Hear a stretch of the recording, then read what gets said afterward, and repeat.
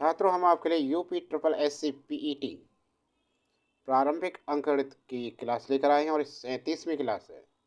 इसका टॉपिक है पूर्ण संख्या, भिन्न तथा दशमलव। ऐसे स्टूडेंट्स जिन्होंने अभी तक चैनल को सब्सक्राइब नहीं कर रखा, चैनल को सब्सक्राइब कर देखिए। इससे पहली क्लास देखने के लिए चैनल की प्लेलिस्ट बनी हुई है UP triple S C PET की, वहाँ जाकर देख सकते हैं। देखिए, किसी संख्या से विभाजित होने के नियम, किसी संख्या से विभाजित होने के नियम क्या होते हैं? जैसे नंबर 1, 2 से विभाजकता। 2 से विभाजकता का नियम क्या है? यदि किसी संख्या का अंतिम अंक शून्य, यदि किसी संख्या का अंतिम अंक शून्य या सम संख्या हो तो वह 2 से विभाजित होगी, वो 2 से जरूर विभाजित होगी।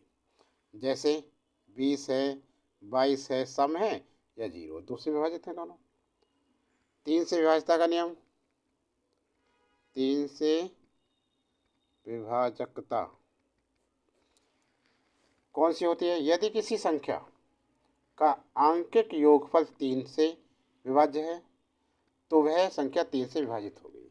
यदि किसी संख्या का आंकिक योग, अंकों का आंकिक योग, जैसे समझ सकते हैं आप 18 है तो 1 + 8 कितने हो गए? 9।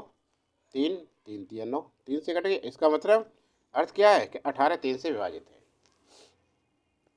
अब 4 से विभाजित, या 4 से विभाजकता, यदि किसी संख्या के अंतिम दोनों अंक 4 से विभाज्य हों, यदि किसी संख्या के अंतिम दोनों अंक 4 से विभाज्य हों या फिर किसी संख्या के अंत में 2 या 2 से अधिक शून्य हो तो वह संख्या 4 से विभाजित होगी। जैसे 228, ये दोनों अंक 4 से कट जाएंगे, 4 7 28, 7 बार कट गए, तो ये पूरी 228 4 से विभाजित होगी। इसके बाद 200, 2 शून्य है नीचे वाली, तो ये 4 से विभाजित होगी। समझ में आ गया? अब अगला पॉइंट देखिए, 5 से विभाज्य। 5 से विभाज्य क्या? जैसे 200, 225 आदि 5 से विभाजित होगी। अर्थात ऐसे वाक्य जिनके अंत में या तो 5 आए या 0 आए, ठीक है, तो 5 से जरूर विभाजित होंगी। 6 से विभाजकता, 6 से विभाजकता, 6 के अभाज्य गुणनखंड करें 2 और 3, तो वे संख्याएं जो 2 और 3 से विभाजित हैं वो 6 से विभाजित होगी। यदि कोई संख्या 2 तथा 3 से विभाज्य हो तो वह संख्या 6 से विभाज्य होगी। जैसे 216 है, नीचे सामने 2 से कट रहा है, तो ये 2 से पूरी 216 कटेगी, और 2 + 1 + 6, 2 और 1 3 और 6 9, 3, तो ये पूरी 216 3 से भी कटेगी, तो 216 6 से विभाजित होगी। या बहुत संख्याएं। इस प्रकार किसी संख्या के 6 से विभाजित होने के लिए यह जरूरी है कि उस संख्या का अंतिम अंक सम हो, उस संख्या का अंतिम अंक सम हो एवं उस संख्या का आंकिक योग 3 से विभाज्य हो। समझ में आ गया? अब 7 से विभाजकता, 7 से विभाजकता,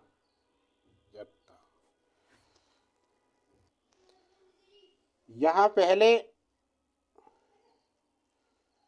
ऑस्कुलेटर का अर्थ समझना आवश्यक है।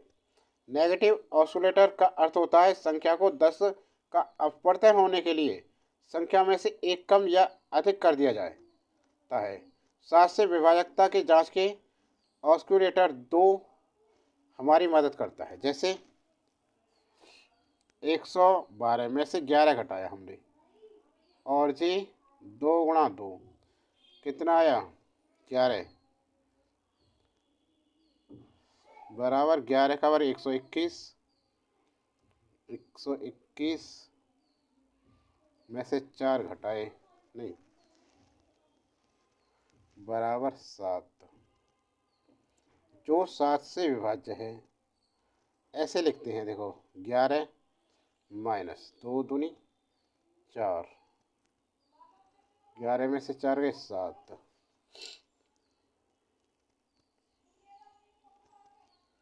जो 7 से विभाजित है, अतः 112 भी 7 से विभाजित होगी। देखो यदि ऐसे संख्या आती है, यदि ये 7 से विभाजित है तो एक, देखो ध्यान दो, पहले अंक इसमें से दो, अंतिम अंक में दो उसी के दोबारा से गुणा की तो 11 माइनस 4 हो गया, 11 में 4 गए 7, ये 7 से कट रही है तो ये 7 से कटेगी, ऐसे नियम है, ठीक है ना। अब देखो 8 से विभाजकता, 8 से विभाजकता क्या होगी? 8 से विभाजकता के लिए क्या करते हैं, यदि किसी संख्या के अंतिम तीनों अंकों में से निर्मित संख्या 8 से विभाजित हो तो वह संख्या भी 8 से विभाज्य होगी। यदि किसी संख्या के अंत में 3 शून्य हो तो भी वह संख्या 8 से विभाजित होगी। जैसे एक संख्या लेते हैं, देखो 2 4 7 8 6 4, 3 अंक 8 से कट रहे हैं, देखो 8 से कट गया 0 8 64, 108 बार कट गया ये पूरा, तो ये पूरी संख्या 8 से विभाजित होगी। समझ में आ गया ना। अब 9 से विभाज्यता का नियम,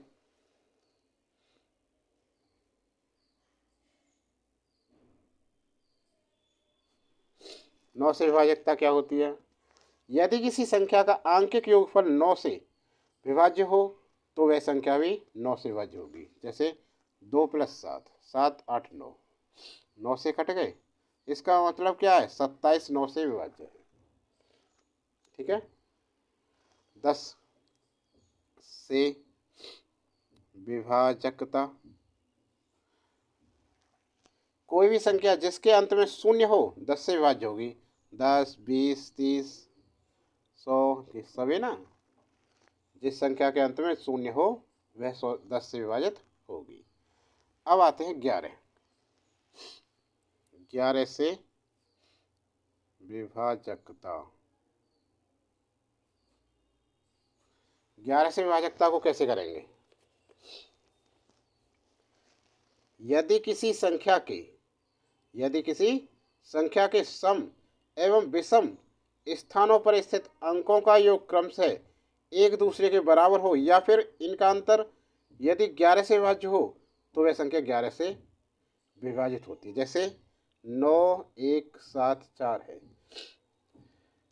9 और 7 कितना हो गया 16, और 4 और 1 कितना हो गया 5, इनका अंतर क्या है 11, 11 से कट जाएगा, विभाजित है, तो ये संख्या जो संख्या 9174 है 11 से पूर्णतः विभाजित होगी, ठीक है। अब 12 से विभाज्यता का नियम,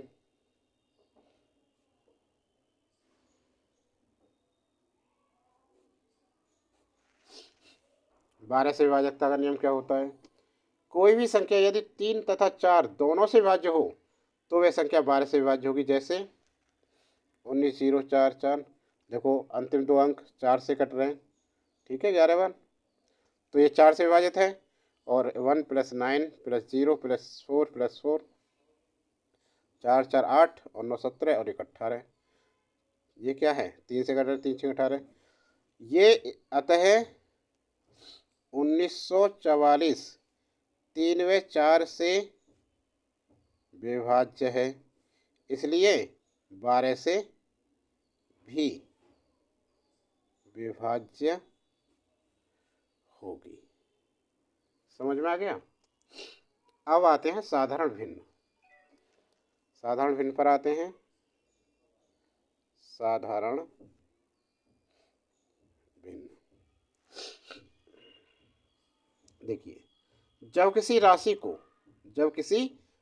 को कई बराबर भागों में बांटकर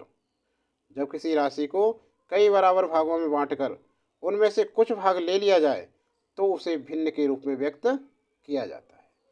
जैसे यदि हम अपनी कुल आय का 4 बराबर भागों में बांटकर प्रत्येक भाग को 4 क्षेत्रों में खर्च करें तो हमारे प्रत्येक क्षेत्र का खर्च 1/4 होगा, जो एक भिन्न है। भिन्न के प्रकार क्या होते हैं, देखो भिन्न साधारण भिन्न होती है एक तो,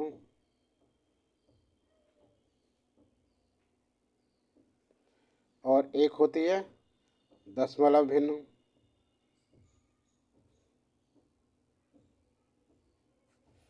एक होती है विभक्त भिन्न। समझ में आ रहा है ना। साधारण भिन्न, देखो साधारण भिन्न क्या है।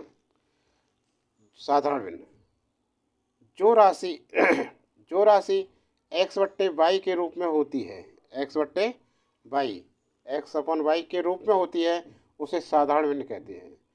जहाँ एक्स क्या है, ये क्या होता है अंश, और वाई हर, हर है। जैसे 2/3, 3/7, ये क्या है साधारण भिन्न है। दशमलव भिन्न, जिस भिन्न का हर 10 या 10 की घातों में हो उसे दशमलव भिन्न कहते हैं। जैसे 3/10, 7/100, ये क्या होती है दशमलव भिन्न। दूसरे शब्दों यदि अंश में हर से भाग दिया जाए तो दशमलव में प्राप्त राशि दशमलव भिन्न कहलाती है। विवर्त भिन्न क्या है। हाँ दशमलव, जैसे देखो ये कितना हो गया, 0.3 हो गया, ये 0.7 हो गया ना, विवर्त भिन्न। इस भिन्न की कोई निश्चित परिभाषा नहीं होगी, इस भिन्न की कोई निश्चित परिभाषा नहीं होती, क्योंकि इसके अंश और हर में कोई निश्चित नियम नहीं होता।